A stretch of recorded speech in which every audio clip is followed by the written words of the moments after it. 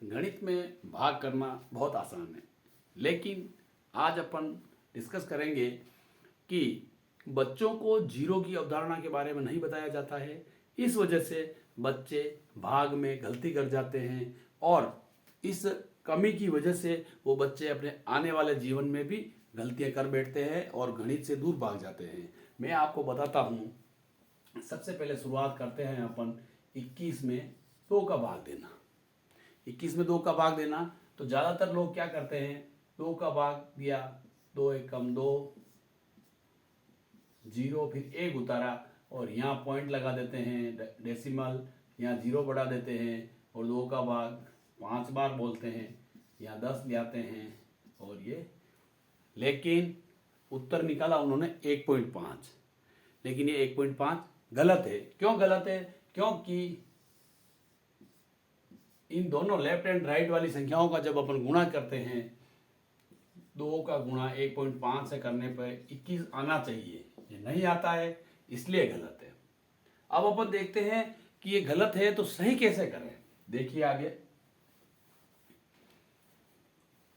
2 का भाग दिया अपन ने 21 में, 2 का पहाड़ा बोले 1 बार, ये 2 आ गया, 2 में से 2 घटाया 0 आ गया। अब 1 उतारा। सब बच्चों को छोटी क्लासों में, पहली से 5वीं की क्लासों में यहीं पे बच्चे गलती कर जाते हैं। इस गलती को सुधारने के लिए बच्चे को अपन कहते हैं कि भाई 2 का पहाड़ा बोलो, 2 का पहाड़ा इतनी बार बोलो कि यहाँ तो 1 आवे, यहाँ 1 से कम आवे। चूंकि बच्चों को जो पहाड़ा सिखाया गया है वो 2 एकम 2, 2 1 जा 2, ये सिखाया गया है, तो वो बच्चा इससे पीछे की तरफ आ ही नहीं सकता है। उसके अंदर जीरो की अवधारणा डेवलप ही नहीं हुई है। जीरो की अवधारणा उस लाने के लिए बच्चे को जो पहाड़े सिखाए जाते हैं ऐसे सिखाना चाहिए।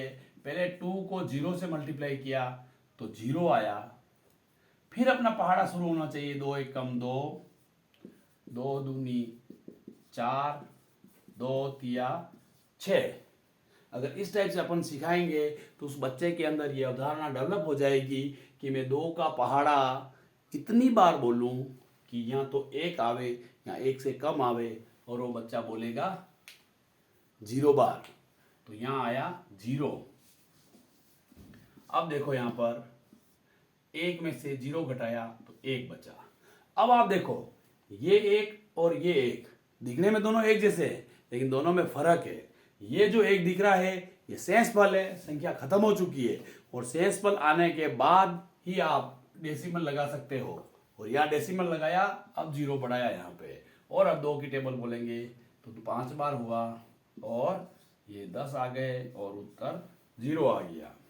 इसी प्रकार अब अपन एक संख्या लेते हैं 312 में 3 का भाग लगाना। 3 का भाग देना है 312 में। अगर बच्चे को जीरो की अवधारणा पता है तो वो उत्तर सही निकालेगा, और जीरो की अवधारणा नहीं पता है तो वो आंसर गलत निकालेगा। 3 एकम 3, 3 का पहाड़ा बोले आगे 1, 3 में से 3 घटाया 0। अब मैंने 1 उतारा।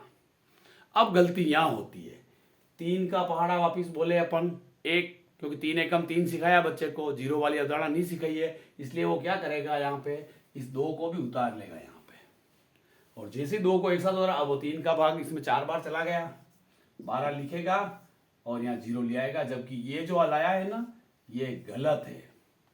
इसको सही करने के लिए आपको वापिस थोड़ा पीछे आना पड़ेगा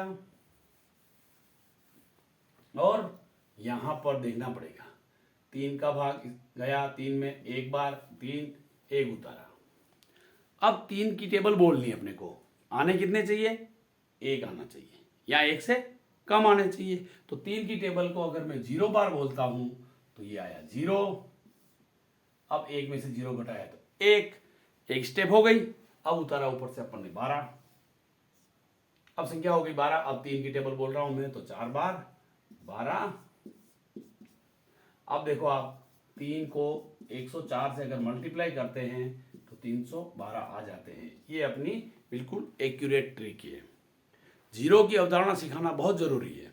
अगर जीरो की अवधारणा नहीं सिखाएंगे और पुराने समय से चला आ रहा है, जब भाग नहीं जाता है वहां बोल देते भाग टूट की सुपर, जब भाग ही टूट गया तो वो आगे बढ़ा ही कैसे। इसलिए ऐसा न बताया जाए और क्लासों में उन बच्चों को जीरो की अवधारणा बताते हुए आगे बढ़ाया जाए, जिससे बच्चे इस जीरो की अवधारणा सीख जाए और अपने जीवन में कभी कोई गलती न करे। छोटे छोटे भाग के माध्यम से जीरो की अवधारणा अपने कंप्लीट करे और मैथ्स को सरल तरीके से सीखे। मैथ्स कभी कठिन नहीं होती है, उसको पढ़ाने का तरीका कठिन होता है, इसलिए बच्चे मैथ्स से दूर भाग जाते हैं। और मेरे YouTube चैनल पे अगर आप रेगुलर देखते हैं तो आपको रेगुलर सरल से सरल गणित मिलेगी, जो आपके जीवन को बिल्कुल सरल कर देगी। आप मेरे YouTube चैनल को सब्सक्राइब करें, बेल आइकन दबाएं और आने वाले जितने भी वीडियो है आपको बराबर मिलते रहे। धन्यवाद।